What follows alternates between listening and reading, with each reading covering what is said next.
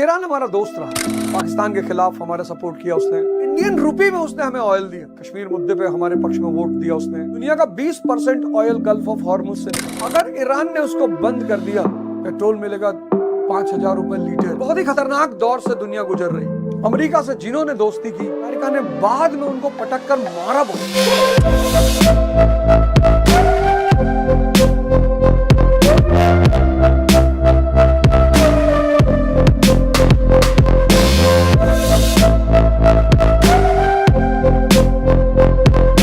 जय हिंद फ्रेंड्स। दुनिया वैसे तो संकटों का सामना कर ही रही है और उस पर से एक नया संकट शुरू हो गया, ईरान इजराइल वॉर होना ही था। और जिस दिन एपेस्टीन फाइल्स खुली थी, देखो दुनिया में कौम है ज्यूज, मुझे उनका दिमाग, उनका सोचने का तरीका वो अनोखा है, मतलब है कुछ स्पेशल है वो। जिस दिन एपेस्टीन फाइल्स खुली थी उस दिन मुझे एक बात का अंदेशा था कि भाई साहब कुछ बड़ा खेल होने जा रहा है, क्योंकि सीरिया के मामले में दुनिया ने इनका साथ नहीं दिया। जब सीरिया पे हमला करने की बारी आई कि सीरिया के पास वेपन्स ऑफ मास डिस्ट्रक्शन है, तो दुनिया ने कहा नहीं यार, एक बार तुमने कहा था इराक के पास है, वहां मिला नहीं, तो अब हम तुम्हारे साथ नहीं खड़े। अगर कोई प्रेम से आपके साथ ना आए तो डर के तो आएगा ही ना। तो दुनिया के जितने बड़े बड़े नेता हैं, जितने बड़े बड़े देश हैं, एपेस्टीन फाइल्स के द्वारा इन्होंने सबको अपने कब्जे में कर लिया। यह किसी देश का हमला नहीं है, यह एक जाति का हमला है। 1929 का जो क्रैश हुआ यूएस में, अमेरिका में, ग्रेट डिप्रेशन, कभी मौका लगे तो जरूर पढ़ना ग्रेट डिप्रेशन। तो जो ग्रेट डिप्रेशन हुआ 1929 इन्होंने कराया, ज्यूज ने। ये दुनिया में कुछ भी करा सकते हैं, क्योंकि इनको एक चीज इनके हाथ में है, फिनेंस और एजुकेशन। और दो चीजों से बड़ी ताकत और क्या हो सकती है। मैं बार बार कहता हूं कि अगर 100 नोबेल प्राइज दिए गए हैं तो 95 नोबेल प्राइज यहूदियों के पास गए। संपत्ति, समृद्धि, शक्ति के बिना रह ही नहीं सकती। और जब ये तेल मिला 1847 में, आज ये ईरान की हालत थोड़ा सा बता देता हूं आपको। 1847 में जब पहली बार दुनिया में तेल मिला, 1847 जब पहली बार दुनिया में तेल मिला, कहां मिला? पेंसिल्वेनिया में। 1860 तेल मिला रोमानिया में। 1910 ईरान, मिडिल ईस्ट।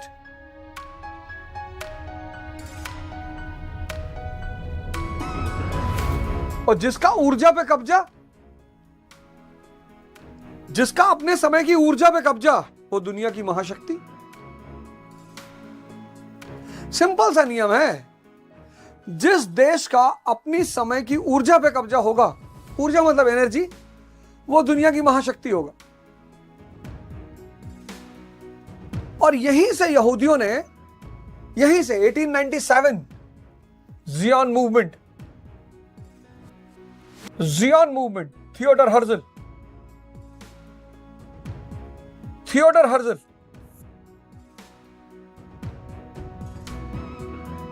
यहूदियों को बचाना है, यहूदियों का देश बनाना है। और 1917 में ब्रिटेन ने मान लिया, पहले वर्ल्ड वॉर के समय, Balfour declaration, Arthur Balfour.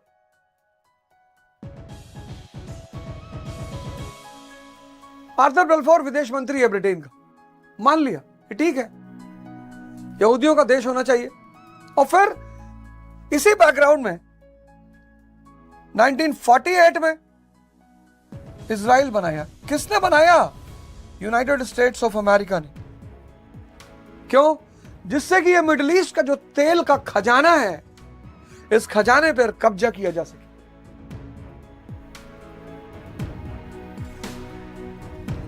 1945 cold war की शुरुआत, यूएसएसआर और यूएस। वर्ल्ड हिस्ट्री में मैं एक टॉपिक पढ़ाता हूं, ईस्टर्न क्वेश्चन। ईस्टर्न क्वेश्चन का हिस्सा है, अमेरिका ने क्रिएट किया इसको,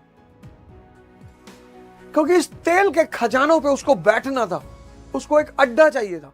उसने दो देश क्रिएट किए, एक 1947 में पाकिस्तान, एक 1948 में इजराइल। पाकिस्तान किसका? मुसलमानों का मुल्क, अमेरिका ने क्रिएट कराया। और 1948 में इजराइल, यहूदियों का मुल्क। और फिर पूरे अरब वर्ल्ड को बांट दिया।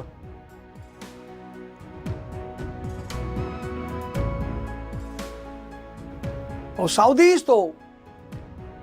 सऊदीज आका के खिलाफ जा ही नहीं सकते। सारा पैसा यहूदियों के पास है। आज वो फाइनेंस पैसा रोक दें,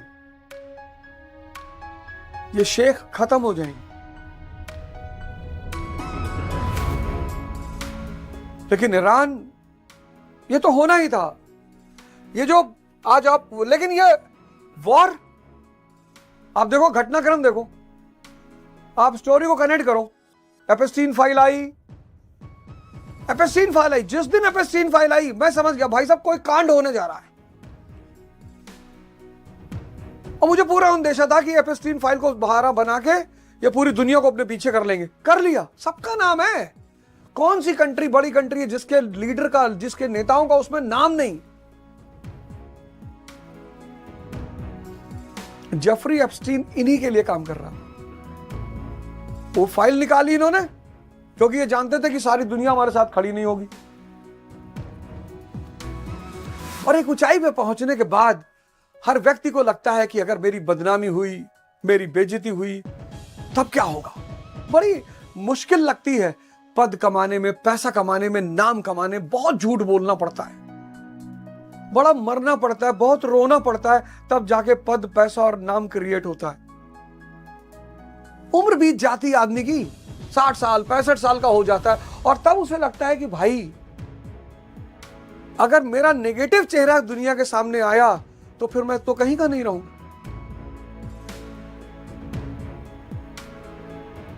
और यहूदियों को इजराइल से अपना पैसा वापस लेना था। 1920 ब्रिटिश पेट्रोलियम, 1955 बगदाद पैक्ट। और ये जितने भी लोग अमेरिका से जिन्होंने दोस्ती की, अमेरिका ने बाद में उनको पटक कर मारा बहुत। पूरी हिस्ट्री उठा के देख लो। ये आज है ईरानियंस। इनका एक राजा था रजा खान पहलवी, वो तो इनकी गोद में ही बैठा रहता था, जी मालिक जी मालिक जी मालिक। कभी सद्दाम हुसैन भी बैठे रहते थे, कभी गद्दाफी भी बैठा रहता था। ये आदमी को अपनी तरफ मिलाते हैं, उसको इस्तेमाल करते हैं, उससे अपने इंटरेस्ट पूरा करते हैं। जिस दिन इन्हें लग जाता है कि ये आदमी मेरे इंटरेस्ट में बाधा बन रहा है, उसके बाद तो बहुत ही खतरनाक दौर से दुनिया गुजर रही है, बहुत ही खतरनाक दौर से। कुछ भी हो सकता है। आयतुल्लाह खुमैनी ने बड़ी बहादुरी से सामना किया, लड़ाई लड़ी, शायद शहीद भी हो गए। ईरान हमारा दोस्त रहा, पाकिस्तान के खिलाफ हमारा सपोर्ट किया उसने, कश्मीर मुद्दे पे हमारे पक्ष में वोट दिया उसने, एनर्जी डील किया उसने हमसे। 2008 में जब हमारे पास फॉरेन रिजर्व का खतरा पैदा हुआ तो उसने इंडियन रूपी में ऑयल दिया हमको। एहसान है ईरान का हमारे ऊपर। लेकिन कुछ हो नहीं सकता। एपेस्टीन, कुछ सबको पता है गलत हो रहा है। एपेस्टीन का जिन्न सबके ऊपर सवार है। ईरान ने हमारा साथ दिया है। 2008 में फाइनेंशियल क्राइसिस पैदा हो गई, हमारा फॉरेन रिजर्व खतरे में पड़ गया। इंडियन रूपी में उसने हमें ऑयल दिया। कहा यार कोई बात नहीं, ले लो। पाकिस्तान के खिलाफ हमारे साथ खड़ा हुआ, कश्मीर मुद्दे पे हमारे पक्ष में वोट किया उसने। चाबार पोर्ट हम उसका देख ही रहे थे, एनर्जी एग्रीमेंट हमारा है ही है उसके साथ।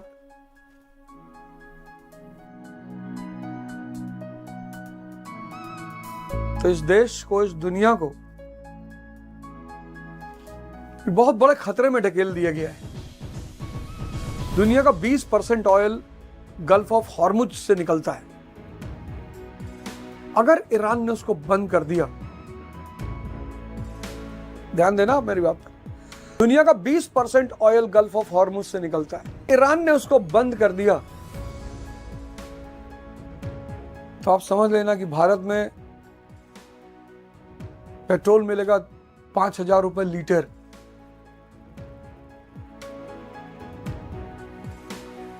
और अगर पेट्रोल और डीजल हुआ 5,000 रुपए लीटर तो आप सोचो गेहूं, आटा, चावल, इनकी कीमतें कहां पहुंच जाएंगी।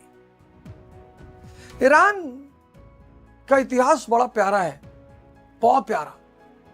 एक तो उनकी ज्योग्राफिकल टेरेन बहुत अच्छी है। एक बार वो दुश्मन को नीचे फंसा ले जाएं,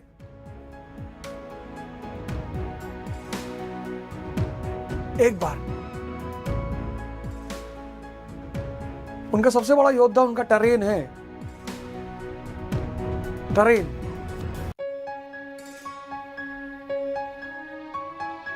वो जानते हैं बेटा नीचे आ जाओगे तो वापस नहीं जाने देंगे।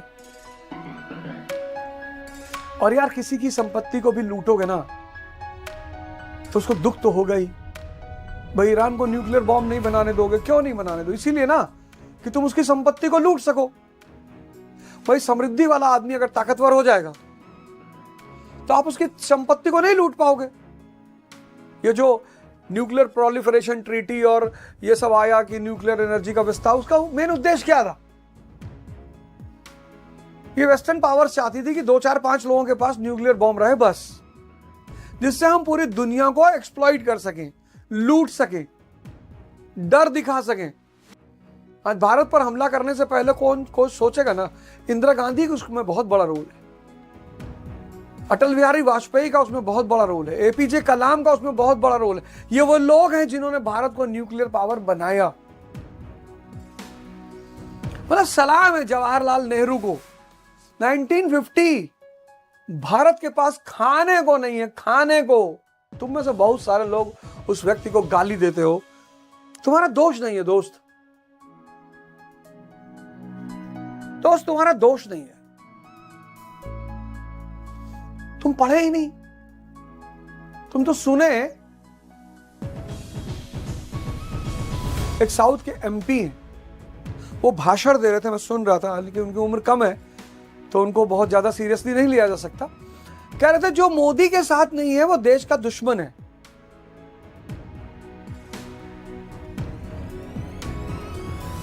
भाई मेरे, अरस्तू के चच्चा, डेमोक्रेसी में 2 चीजें होती हैं, 2, एक सरकार, एक विपक्ष। विपक्ष चूड़ी बना के गाना नहीं गाता, मेरे हाथों में 9 चूड़ियां, जरा देखो मोदी जी थोड़ी सी है मजबूरियां।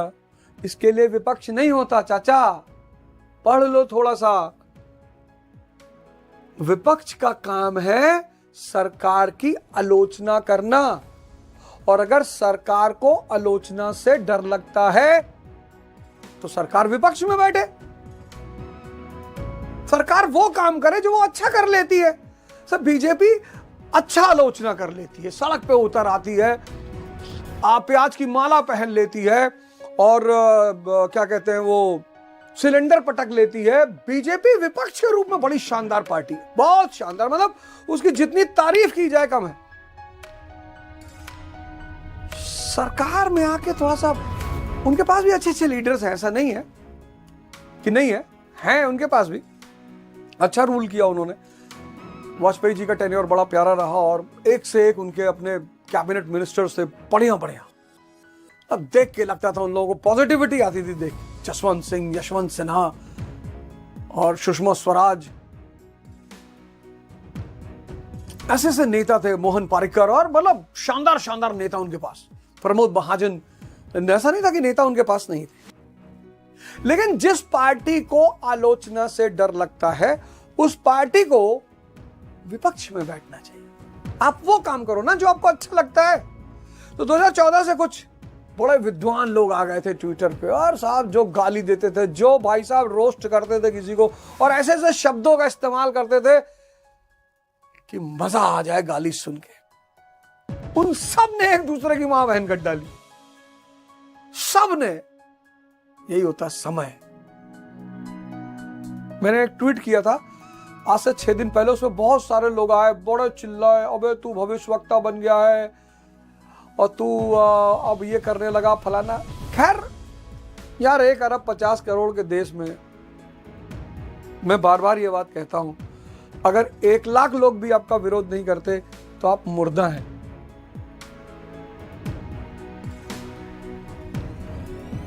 अगर आपके दुश्मन नहीं है तो आप मुर्दा हैं। अगर आपकी कोई बुराई नहीं करता तो आप मुर्दा हैं।